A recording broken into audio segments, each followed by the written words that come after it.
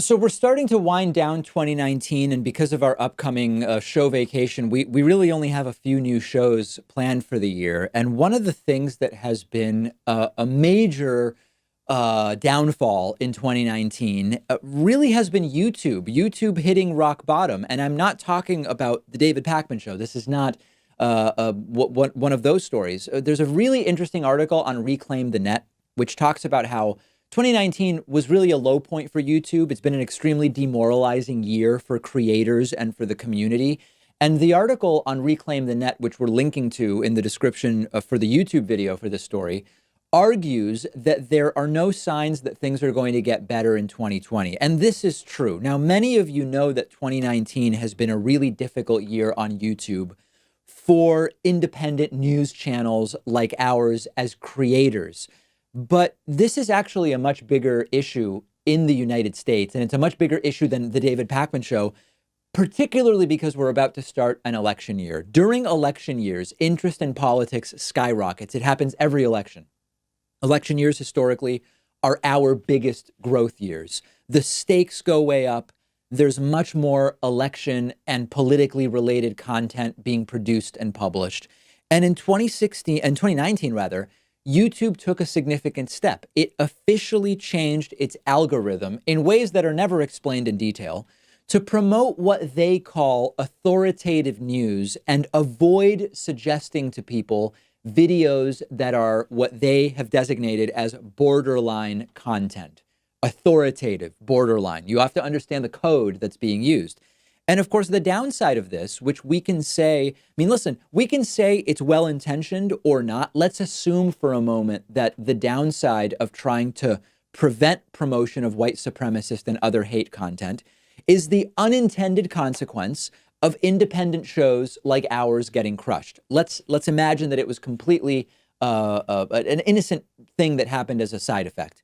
It has crushed us, right? To the tune of roughly 2.5 million views a month that we used to get from YouTube's algorithm, which we no longer get. Instead, CNN gets those views, NBC, Fox News, the usual suspects. Now, I said, let's assume for a moment YouTube made these changes to their algorithm for the right reasons, not to hurt independent media, but to prevent recommendations of white nationalist, extremist, hateful, racist content. Okay, I think that in reality, YouTube is indifferent to what happens to independent news shows like ours. They're not trying to hurt us, but they're indifferent if their algorithmic changes take us down along with the white nationalist and the extremist stuff. And one of the reasons that I see YouTube as completely indifferent to independent creators like us is that our channel is pretty big on YouTube. You know, we're not like those huge makeup YouTubers and game streamers with millions and millions or tens of millions of subscribers.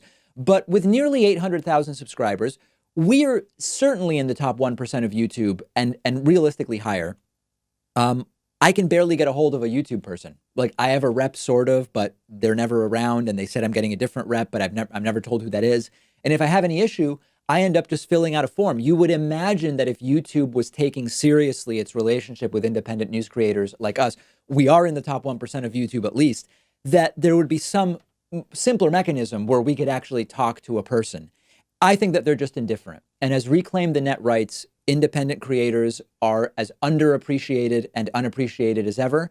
We're constantly being given new rules that are rarely clear and almost always opaque. Just in the last 3 months, I've been told about 4 to 5 topics that are straight up off limits for monetization. I'll tell you, one of them is abortion. I was told if you mention abortion, the content is not monetizable, period.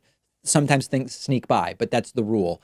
I'm not even going to mention the other things at this point, because that's not really the focus here. Copyright claims, an endless issue, particularly in 2019. We've been getting hit with dozens of copyright claims from media outlets whose content we're not even using. They are fraudulent copyright claims. And of course, we then need to fight each one, suffer the financial consequences, and hope for the best.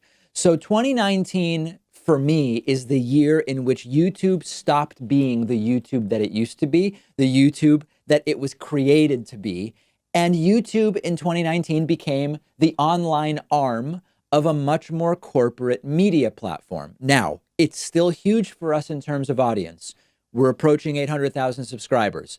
The channel got 13 million views in November, on track for 15 million views in December, which is the most views we've ever had in a single month.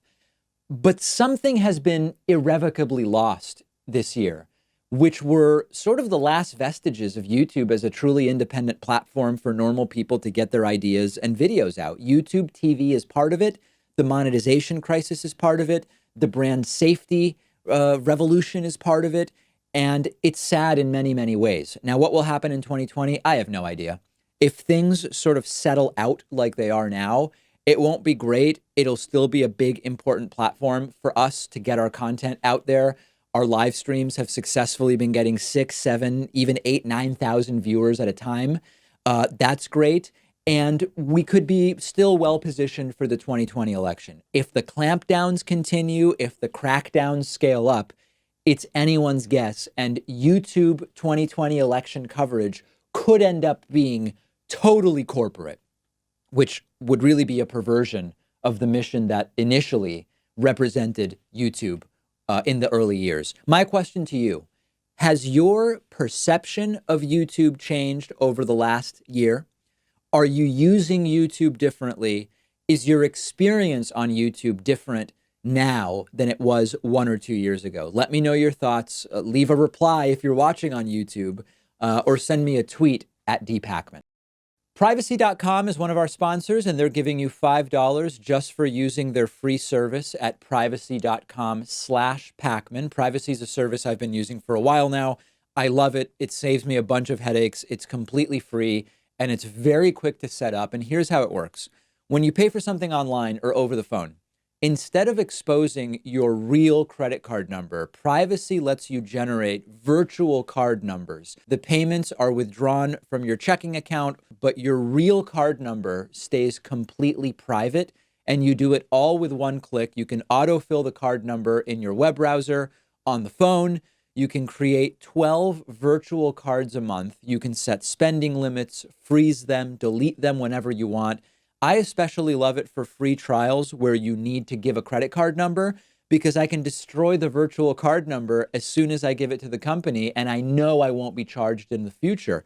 If you're ordering food over the phone, why do I need to give a restaurant my real card number if I don't have to?